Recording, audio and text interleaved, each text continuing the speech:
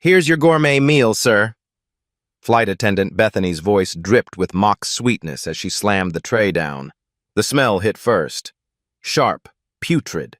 Then the sight chicken breast speckled with fuzzy green mold, sauce curdled into chunky yellow clumps. Jamal Washington stared at the obviously spoiled food. Around him, passengers craned their necks. Some covered their noses. Bethany's voice carried across 3 rows. People like you should be grateful for any food at all. The cabin fell silent except for the drone of engines. 37,000 feet above Kansas, surrounded by witnesses, Jamal reached for his phone. His fingers found something else first, the corner of a platinum card tucked in his shirt pocket. He began recording. Have you ever been served something so degrading that it questioned your very humanity? Jamal kept his voice steady. Ma'am, this food is clearly spoiled. Bethany crossed her arms. That's the last meal in economy, eat it or starve. Or, the mold wasn't even hidden. Green patches dotted the chicken like toxic confetti. The vegetables had turned to brown mush. Even the dinner roll felt squishy under the plastic wrap. I can smell it from here, whispered the woman in 14B. Bethany's eyes flashed. She disappeared into the galley and returned with another tray. Maybe this one's more to your taste? Same moldy chicken, same curdled sauce. She set it down with theatrical flair. 10 minutes until landing. The countdown had begun. In seat 12A, 17-year-old Sierra Martinez pulled out her phone. She'd been documenting her summer volunteer trip to build houses in Memphis. Now she had something else to record. Y'all seeing this? She whispered to her camera. Toxic food served to black passengers. She angled the lens toward Jamal's tray. The mold glistened under the cabin lights.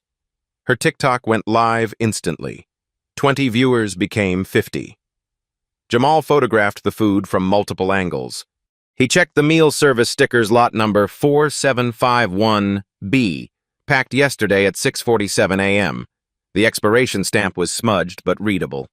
Expired 3 days ago. He pulled out a small silver device from his pocket. It looked like a digital thermometer. The tip touched the chicken breast. The screen flashed red, 47.2 degrees. Dangerously above safe temperature. Interesting, he murmured, making notes in a leather journal. Other passengers started checking their meals. The elderly black man in 15C found similar green spots. The Latina mother in 16A showed her daughter's spoiled vegetables to the flight attendant. Ma'am, my child's food is rotten too.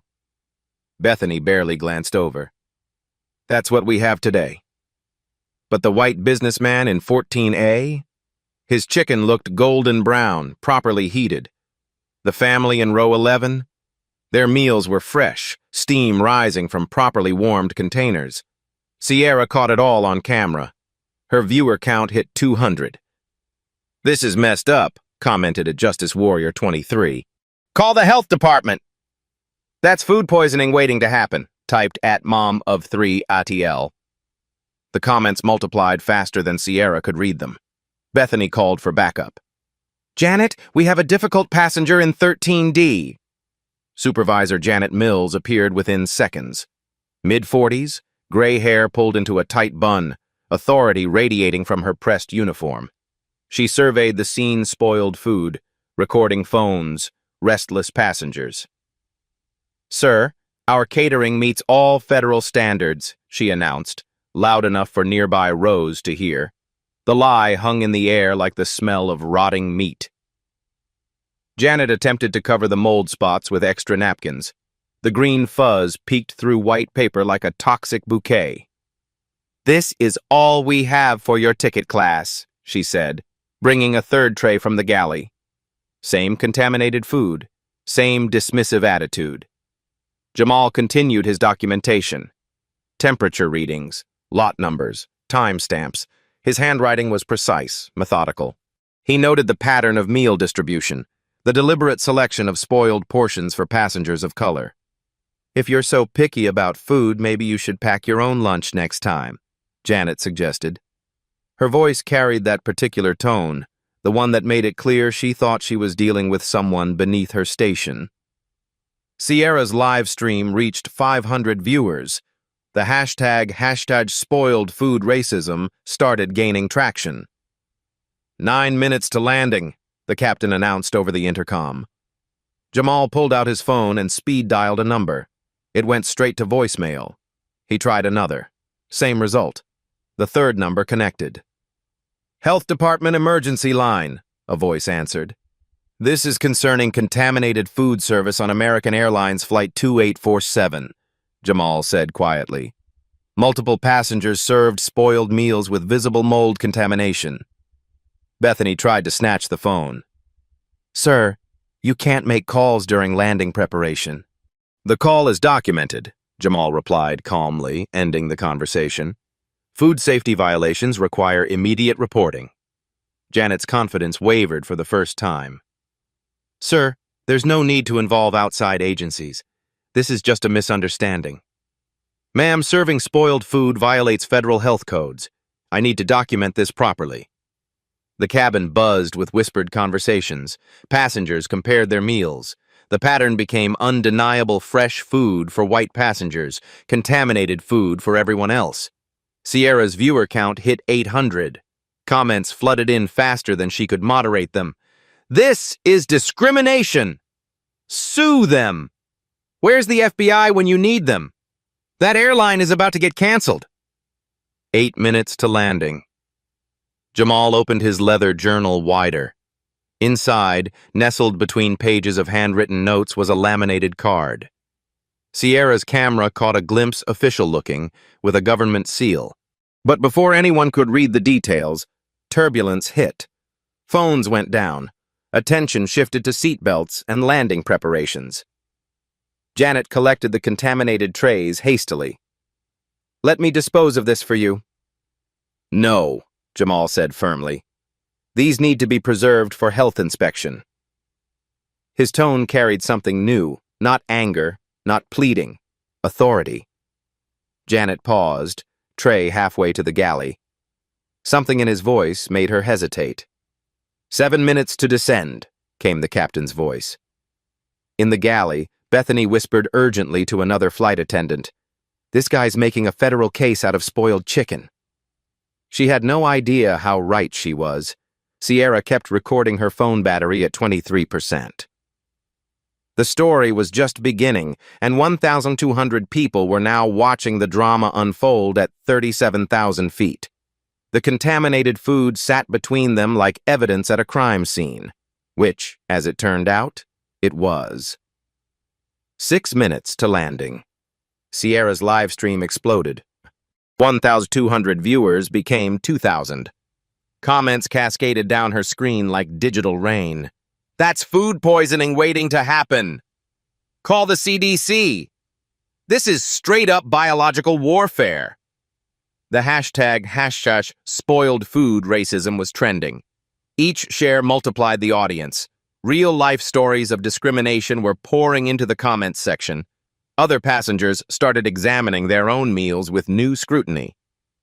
Mrs. Carter in row 15 discovered black spots on her chicken. The college student in 16C found his vegetables swimming in what looked like pond water. All passengers of color. All served contaminated food. Captain Rodriguez's voice crackled over the intercom. "Flight attendants, we've received reports of a passenger refusing to follow crew instructions regarding meal service." Jamal hadn't raised his voice once, hadn't moved from his seat. His only crime was documenting what they'd served him. 5 minutes to landing. Air Marshal David Torres appeared from first class. 6'2", crew cut, the kind of presence that commanded immediate attention. He'd been monitoring the situation through the cabin camera feeds. Even he recoiled when he saw the contaminated food. "Sir, these ladies say you're being disruptive," Torres said, but his tone lacked conviction. The evidence was literally rotting in front of him. "Officer, I'm simply documenting a food safety violation and discriminatory service, Jamal replied. His voice remained calm, professional. Would you eat this food? Torres examined the moldy chicken. The smell made him step back. No, sir, I would not. Janet's face flushed red. Air Marshal, this passenger is disrupting our meal service and making unfounded accusations. Ma'am, with respect, these accusations appear to have merit. Torres gestured at the obvious contamination. This food is clearly unsafe. Bethany panicked. She grabbed the tray from Jamal's seat. Let me dispose of this immediately. Stop. All Jamal's command carried unexpected authority. That's evidence of a federal health violation. Moving it constitutes tampering. Something in his tone made everyone freeze. Bethany's hands hovered over the tray like she'd been caught stealing. 4 minutes to landing. Sierra's viewer count hit 3,500. The live stream was being shared across multiple platforms. Food safety discrimination joined the trending topics. Comments flooded in from airline employees. I work for Delta. This is not normal procedure. Former flight attendant here. That food should have been thrown out days ago. Health inspector watching. This is criminal negligence. Other passengers began recording with their own phones. The elderly man in 15C filmed his spoiled vegetables. The mother in 16A documented her daughter's contaminated meal. What started as one man's complaint had become a cabin-wide investigation. Janet radioed ground control. We need security to meet the aircraft. Passenger in 13D is refusing to comply with crew directives. But Torres was studying the pattern of meal distribution. Fresh food in rows 11 to 12, all white passengers. Contaminated food in rows 13 to 16, all passengers of color. The discrimination was systematic, documented, undeniable. Ma'am, Torres said to Janet, I think you need to explain this meal service pattern to ground authorities. Ground Supervisor Marcus Thompson's voice crackled through Janet's radio. Flight 2847, we'll have airport police waiting. Prepare an incident report for an uncooperative passenger.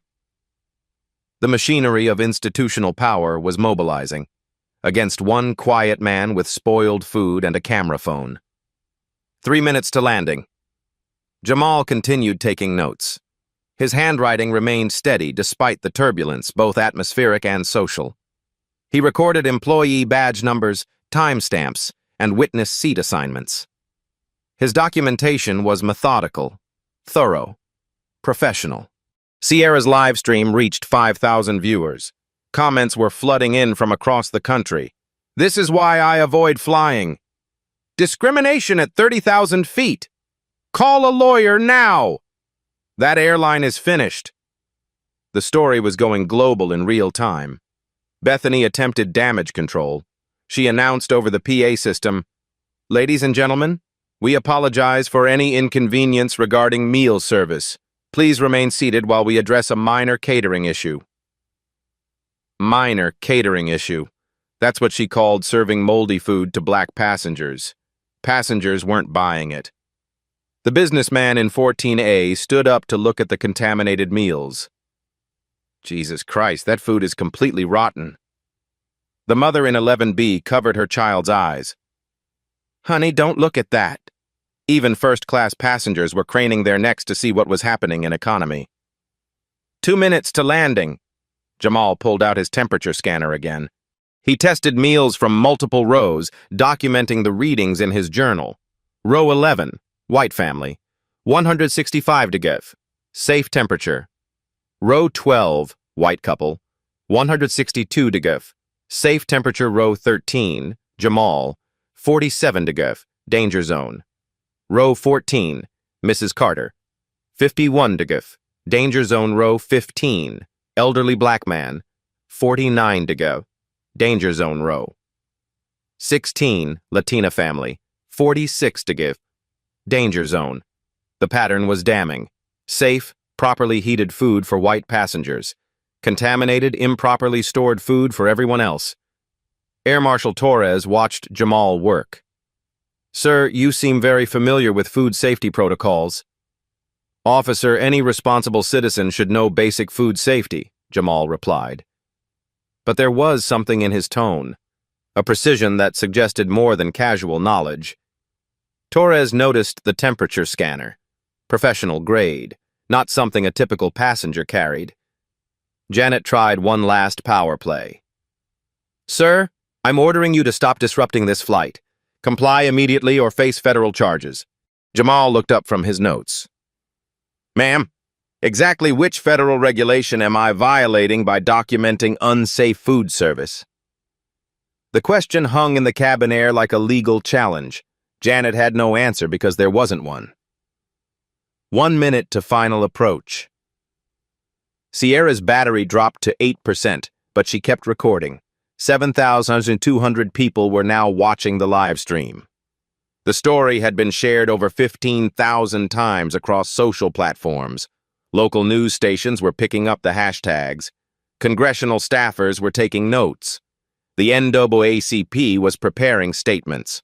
All from one tray of spoiled food and a man who refused to accept institutional humiliation.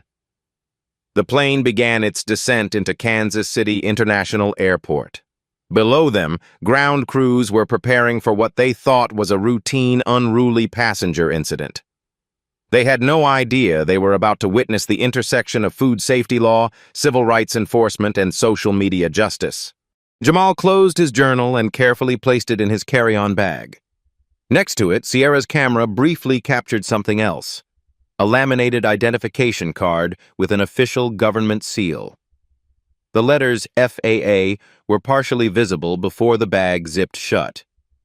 But in the chaos of landing preparations, no one except Sierra's 7,200 viewers caught that crucial detail. The plane touched down with a gentle bump. Engines reversed. Passengers prepared to disembark into what they expected would be a normal Tuesday afternoon. Instead, they were about to witness how one man's quiet dignity could bring down an entire system of discrimination. The spoiled food sat on Jamal's tray table like evidence at a crime scene, which, as federal investigators would soon determine, it was.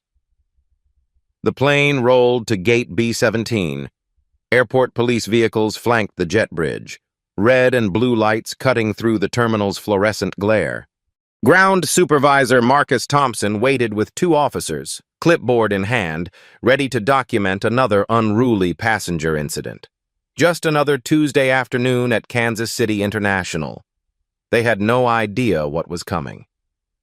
Passengers remained seated while the crew prepared for what they assumed would be a routine arrest. Sierra kept her live stream running despite her phone's dying battery. 8,900 viewers held their breath. "Ladies and gentlemen, please remain seated while we address a passenger situation," Captain Rodriguez announced.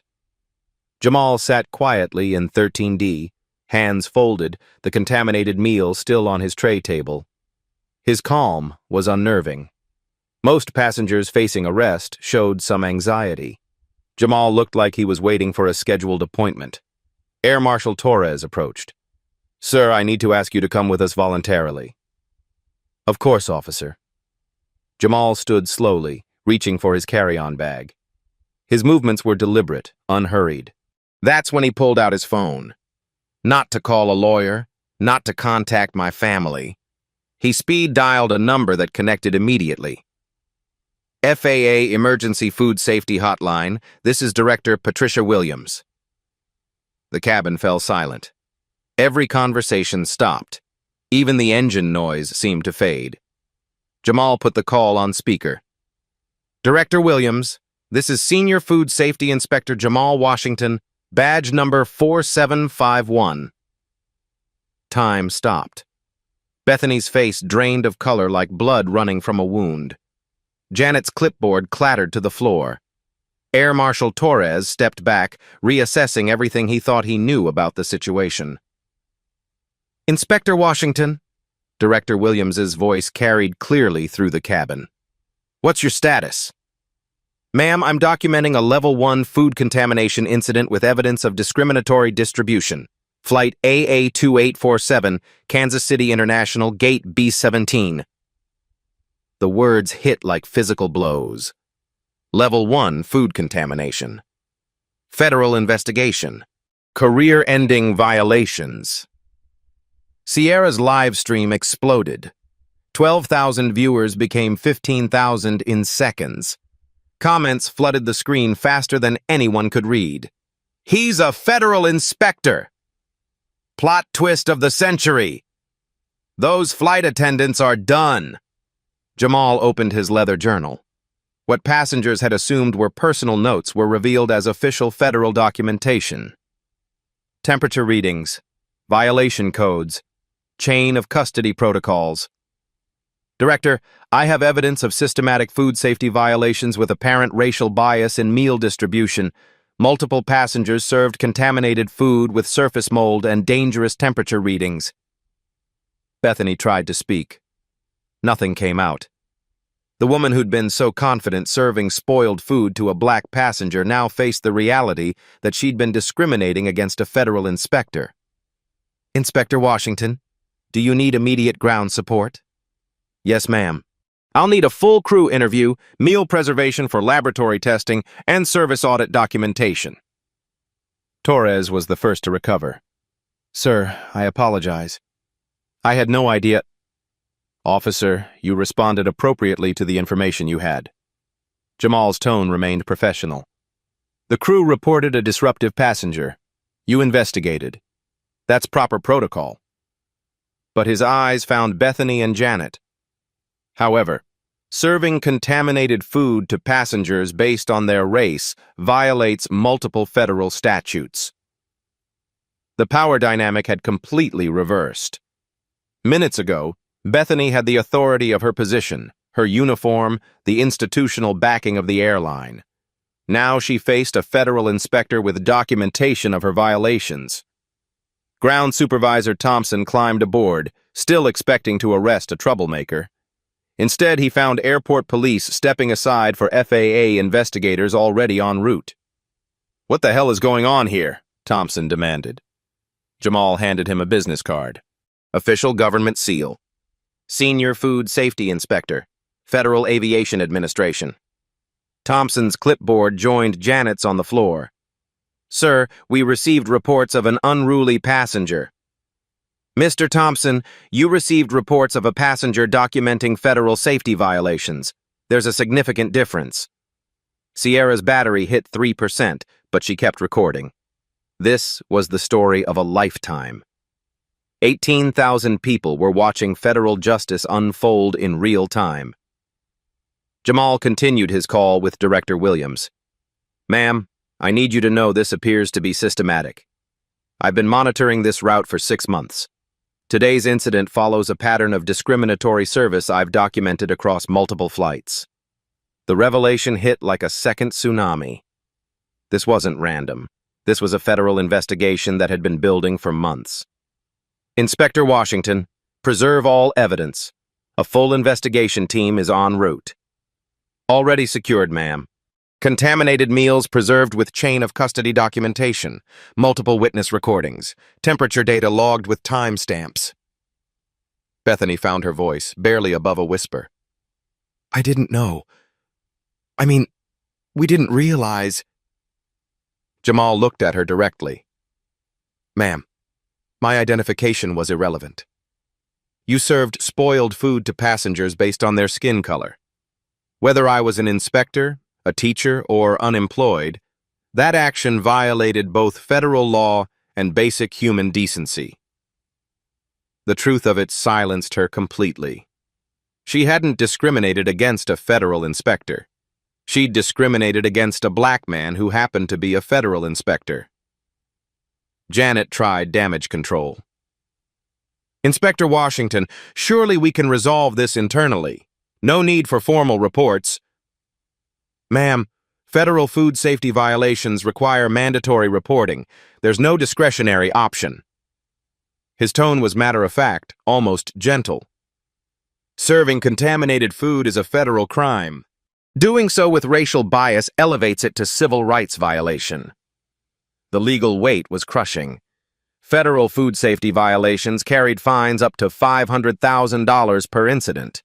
Civil rights violations added criminal liability. Career destruction was the minimum consequence. Air Marshal Torres stepped forward. "Inspector, what do you need from me?" "Officer, please ensure no one disturbs the contaminated meals. They're now federal evidence." Jamal gestured to the spoiled food still sitting on passengers' tray tables. "Also, I'll need statements from witnesses who observed the discriminatory meal distribution." "Absolutely, sir." Sierra's phone finally died, but not before capturing Jamal opening his carry-on completely. Inside, nestled between official documentation, was equipment that told the whole story. Professional-grade temperature scanners, food safety testing kits, federal inspection badges, chain of custody forms, legal citation books.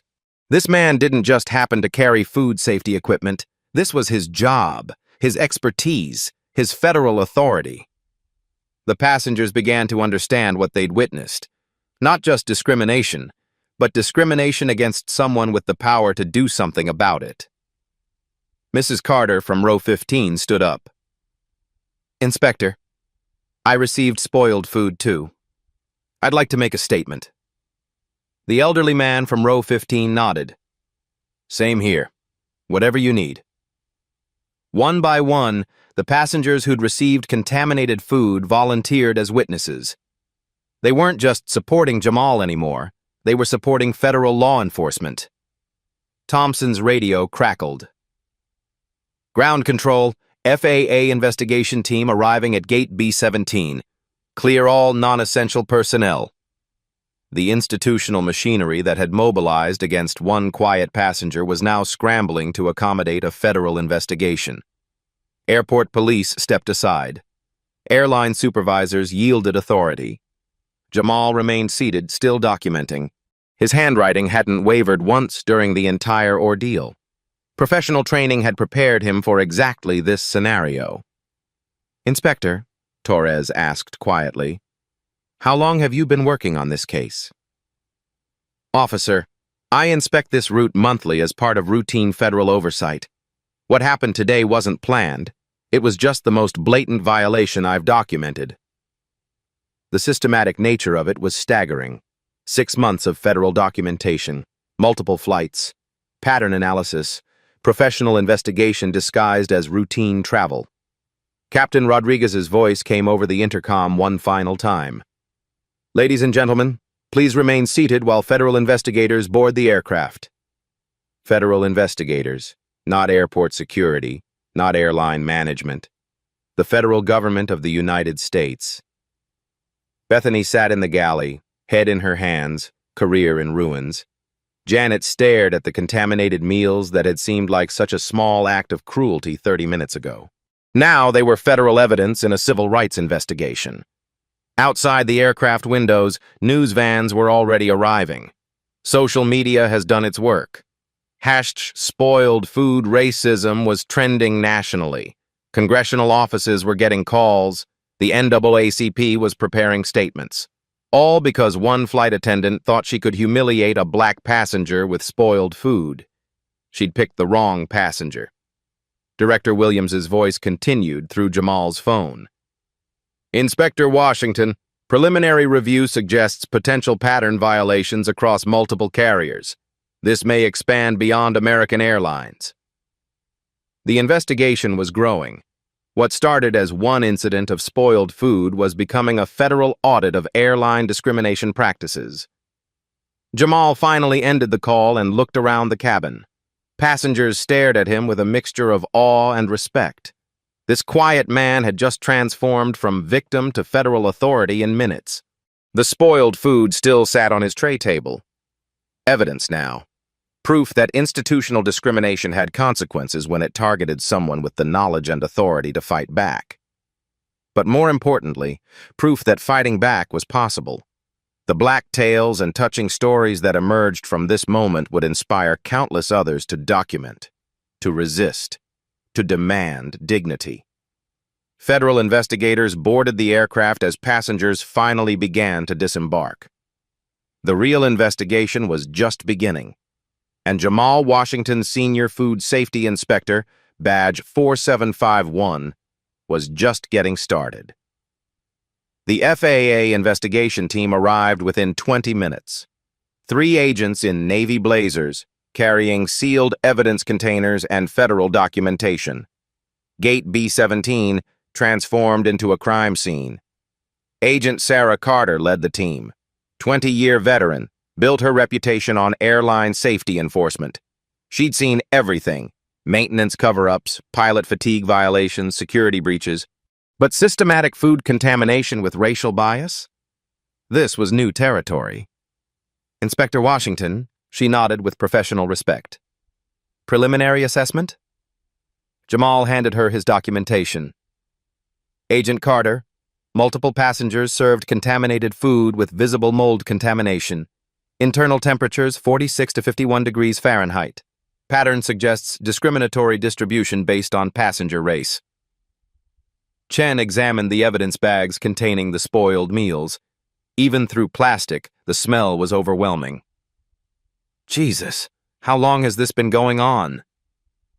6 months of documented incidents. Today was the most blatant violation. While agents collected evidence, American Airlines executives were in full crisis mode. Regional Manager David Morrison had been pulled from a board meeting. Legal counsel Patricia Rodriguez was driving from downtown Kansas City at 90 miles per hour. The airline's stock price had already dropped 2.3% on social media reports. Spoiled food. Racism was trending in 12 countries. Congressional offices were fielding constituent calls. Morrison arrived at Gate B-17 looking like a man facing execution.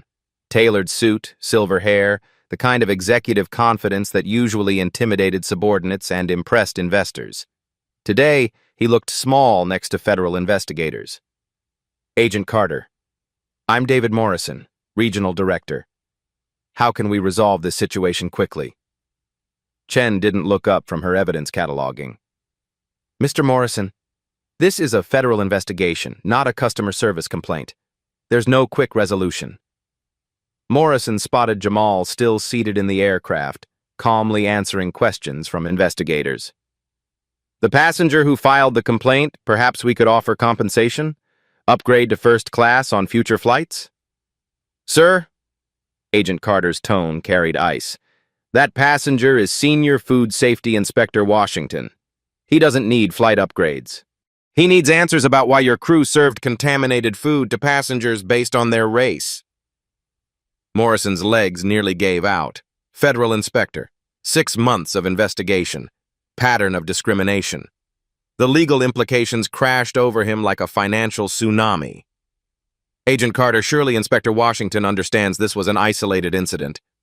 Mr. Morrison, Inspector Washington has documented 17 similar incidents over 6 months.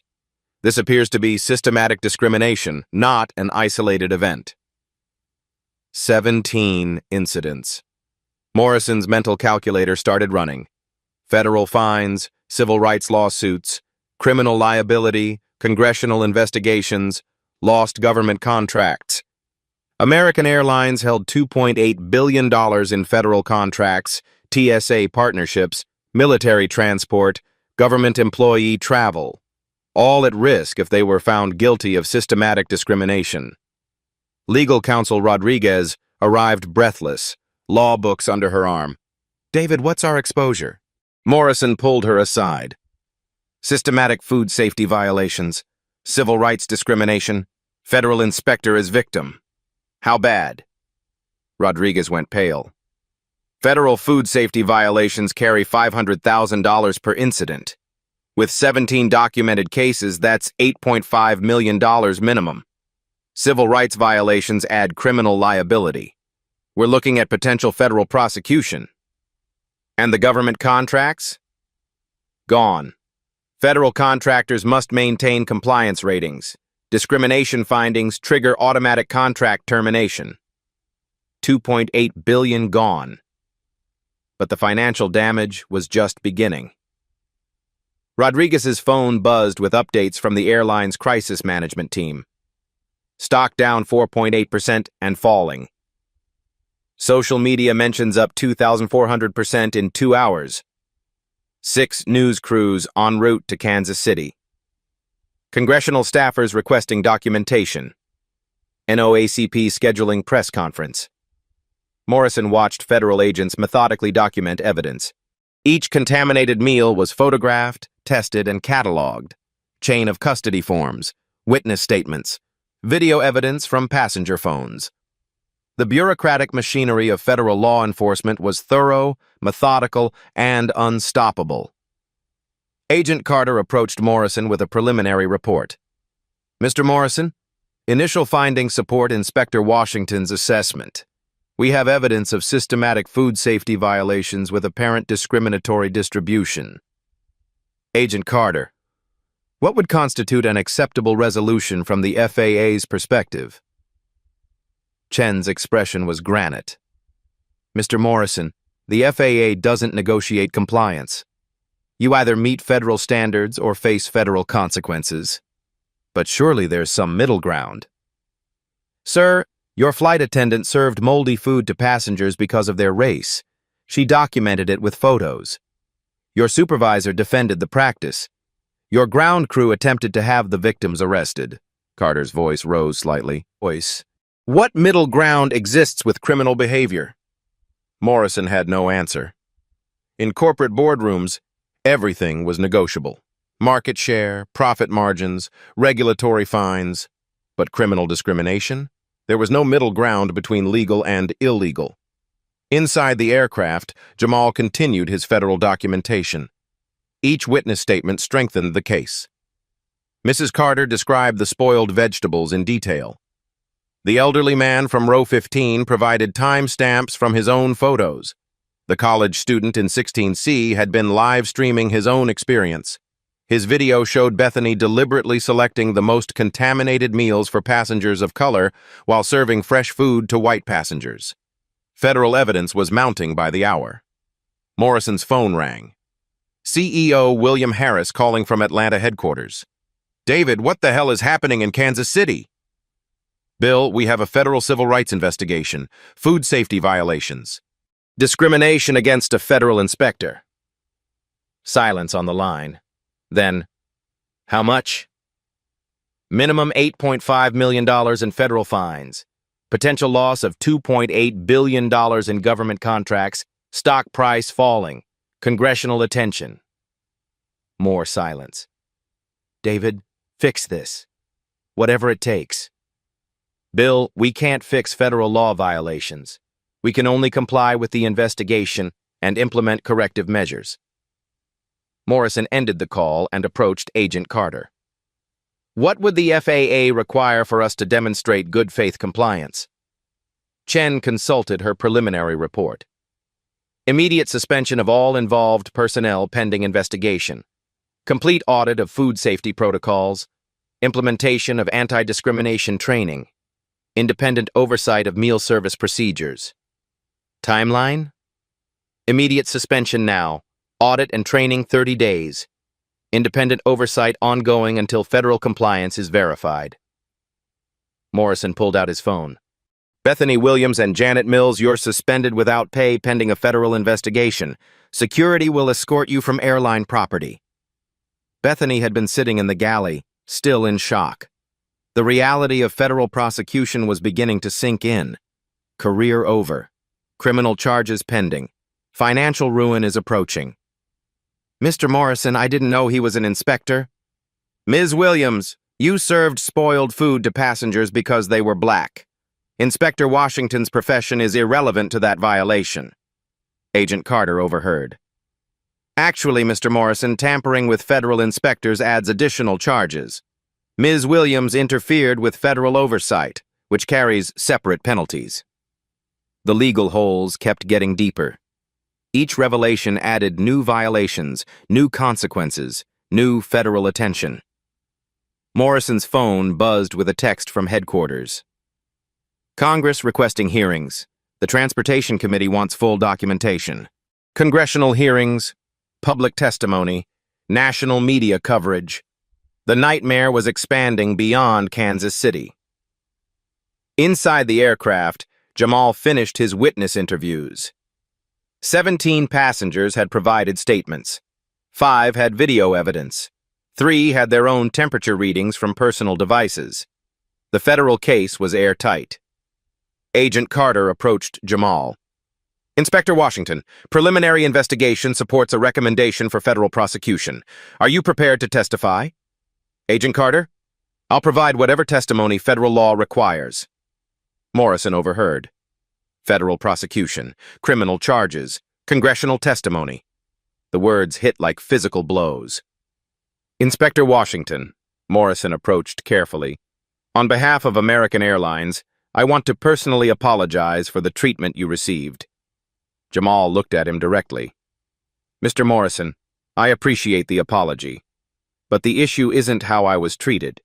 The issue is how your airline treats all passengers." The distinction was crucial. This wasn't about one federal inspector's experience. This was about systematic discrimination against any passenger deemed unworthy of basic dignity. "Inspector, what would you recommend for preventing future incidents?" Jamal considered the question carefully.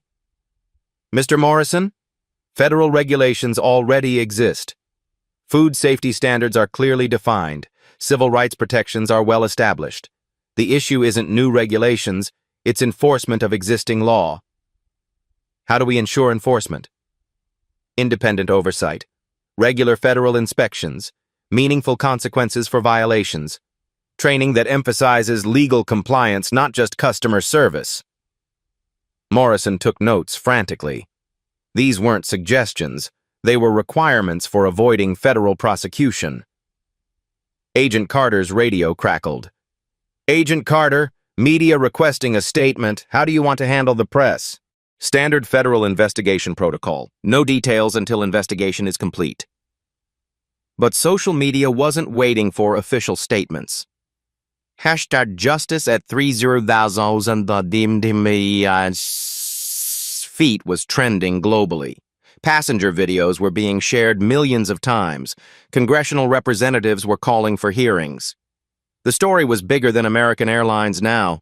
It was about accountability, dignity, and what happened when institutional discrimination targeted someone with the power to fight back. Morrison watched federal agents seal evidence bags containing spoiled food that would likely end careers, cost millions, and change industry practices. All because his crew thought they could humiliate a black passenger with rotten chicken. They'd picked the wrong passenger on the wrong day. Federal justice was methodical, thorough, and absolutely unstoppable. 3 weeks later, the transformation was complete. Bethany Williams sat in the unemployment office, federal criminal charges pending. Food tampering with discriminatory intent carried up to 3 years in federal prison. Her airline career was over. Her prospects in any customer service role were non-existent. The background check questions would follow her forever. "Have you ever been convicted of federal civil rights violations?" Janet Mills faced similar consequences. Supervisory personnel who enabled discrimination carried enhanced penalties under federal law. Her 20-year airline career had ended with a federal criminal record. Both women were banned from working in food service industries. Federal conviction meant no restaurant jobs, no catering work, no positions involving food safety oversight. The justice was precise, methodical, permanent. At American Airlines headquarters in Fort Worth, CEO William Harris stood before a packed press conference. Behind him, a banner read, "Dignity First, New Standards for All Passengers." Today, American Airlines announces comprehensive reforms to ensure every passenger receives safe food and respectful service, regardless of their background. The reforms weren't voluntary. They were federal requirements negotiated to avoid criminal prosecution of the airline itself. New policy implementation. Independent food safety monitors on every flight over 2 hours.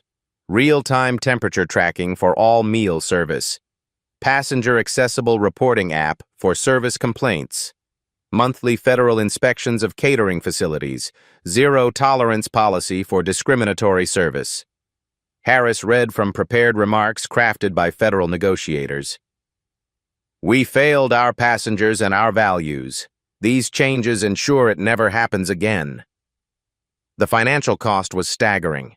$12.3 million in federal fines, $45 million for new monitoring systems, $23 million in legal settlements, lost government contracts worth $2.8 billion. But the human cost was more significant. Public trust, once lost, would take years to rebuild. Dr. Patricia Williams, FAA Food Safety Director, watched the press conference from her Washington office. Inspector Washington's documentation was exceptional. 17 incidents, cross-referenced data, perfect chain of custody. This case will become the gold standard for civil rights enforcement in aviation. The investigation had expanded beyond American Airlines. Delta, United, Southwest, all major carriers were implementing similar reforms proactively. Nobody wanted to be the next airline facing federal civil rights prosecution. At Kansas City International Airport, the spoiled food incident had become a case study. Airport police officers received training on distinguishing between actual disruption and passengers documenting discrimination. Air Marshal David Torres led one training session. When someone is calmly taking notes and temperature readings, they're probably not the problem. When flight attendants are serving moldy food, they definitely are. The training materials featured photos from Jamal's evidence collection. The green, fuzzy chicken had become an icon of institutional discrimination. Congressional hearings followed within 6 weeks. Transportation Committee Chair Senator Elizabeth Hayes grilled airline executives on systematic discrimination practices. Mr. Harris, how does spoiled food accidentally end up only on trays served to minority passengers? Harris had no good answer. None of the airline executives did. The pattern was too clear, too documented, too damning. Representative Marcus Johnson, the only black member of the Transportation Committee, was more direct. This isn't about food safety. This is about whether airlines see black passengers as deserving basic human dignity. The hearings produced new federal legislation. The Equal Service in Aviation Act mandated independent monitoring of airline service patterns, criminal penalties for discriminatory practices, and federal oversight of industry compliance.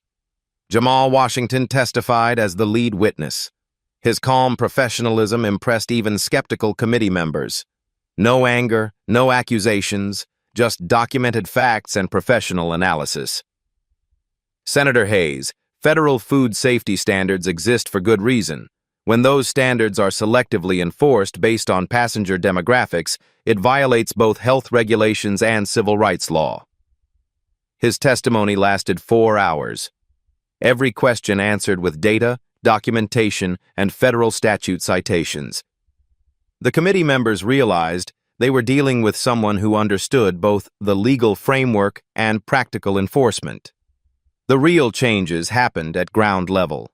Flight attendant training programs added 40 hours of federal compliance education. Food safety protocols became mandatory certification requirements. Discriminatory service became grounds for immediate termination and federal prosecution. Sierra Martinez, the teenager whose live stream had captured everything, received a full scholarship to study civil rights law. Her documentation had provided crucial evidence for federal prosecution. I never thought recording a video would help change federal law, she told reporters. But when you see injustice, you have to document it. Her live stream had been viewed over 2 million times. #spoiled food racism remained a trending topic for weeks, inspiring hundreds of other passengers to report discriminatory treatment. The NAACP used the case as a model for institutional change.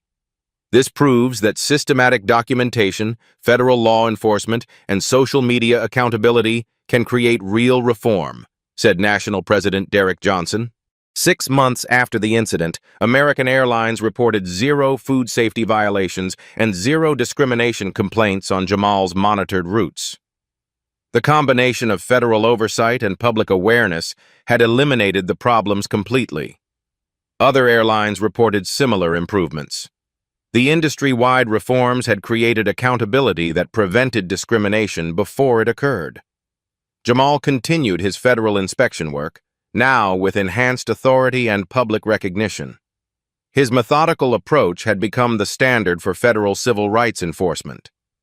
The spoiled food that had started everything was preserved in federal evidence storage, a reminder that one moment of documented discrimination could change an entire industry. Justice had been served, federal, comprehensive, and permanent. 1 year later, Jamal Washington received the Federal Employee Excellence Award for his service to civil rights enforcement. The ceremony took place at FAA headquarters in Washington, D.C., attended by Transportation Secretary Pete Buttigieg and civil rights leaders from across the country. Inspector Washington's courage transformed how America ensures dignity in air travel, Secretary Buttigieg announced. His documentation didn't just expose discrimination, it eliminated it. The statistics were remarkable. Airline discrimination complaints had dropped 78% industry-wide. Food safety violations were down 91%. Federal compliance ratings had reached all-time highs. Real-life stories of change flooded social media. Passengers shared experiences of respectful service, safe food, and equal treatment.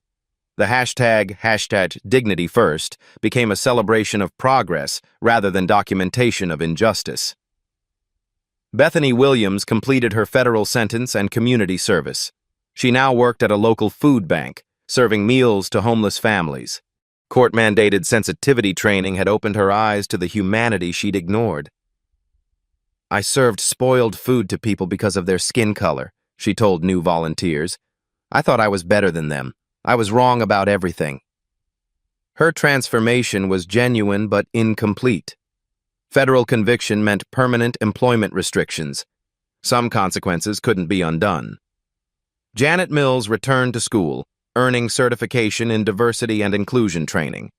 She spoke at airline industry conferences about the cost of institutional bias. "Discrimination isn't just morally wrong," she told airline executives. "It's federally prosecuted, financially devastating, and personally destructive." Sierra Martinez graduated high school with honors and started college on her civil rights scholarship. Her documentary about the incident won 3 student film awards. She planned to study federal law enforcement. "One live stream changed everything," she reflected. "Social media can expose injustice, but it takes people like Inspector Washington to create lasting change." The touching stories that emerged weren't just about one flight. They were about systematic transformation. Airline employees reported feeling empowered to provide equal service. Passengers described traveling without fear of discrimination. Black tales of dignity restored replaced stories of humiliation endured. The federal legislation inspired by Jamal's case became a model for other industries. Hotels, restaurants, and retail businesses adopted similar monitoring systems. Discrimination became too expensive and too visible to sustain. Jamal continued his inspection work with quiet satisfaction. Every month brought new compliance reports, improved safety standards, and respectful service. The systematic change he'd documented had become systematic reform. "Justice isn't about punishment," he told audiences at civil rights conferences. "Justice is about creating systems where discrimination can't survive." His calm professionalism had achieved more than decades of protests. Knowledge, documentation, and federal law enforcement had proven more powerful than anger or demands. The spoiled food that started everything was finally disposed of after serving as evidence in 17 related cases. Its legacy lived on in reformed policies, federal legislation, and an industry transformed. Change was possible. Documentation mattered. Dignity was enforceable. One man's refusal to accept institutional humiliation had created institutional accountability. Have you witnessed discrimination that went unchallenged in your workplace or community? Share your story in the comments below. Your experience matters. Your voice creates change. Subscribe to Blacktail's Stories for more real accounts of courage, dignity, and justice. Hit that notification bell so you never miss stories that prove ordinary people can create extraordinary change. Share this video with someone who needs to remember that standing up for yourself calmly, professionally, and persistently can transform entire systems. Because everyone deserves safe food, respectful service, and basic human dignity.